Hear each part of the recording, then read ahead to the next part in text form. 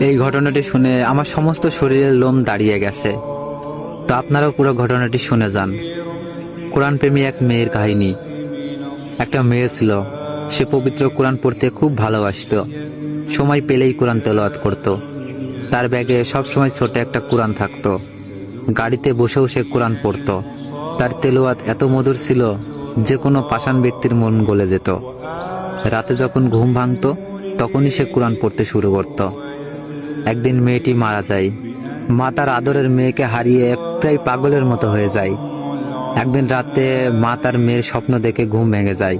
হঠাৎ তার মা তার মেয়ের রুম থেকে কান্নার আওয়াজ শুনতে পায়। তিনি ভয়ে সেই দিন ওই ঘরে যাননি। পরের দিন সকালে তার বাবাকে জানান, কিন্তু সে বিশ্বাস করে না। পরের দিন রাতে তার মা আবার সেই কান্নার আওয়াজ শুনতে পায়।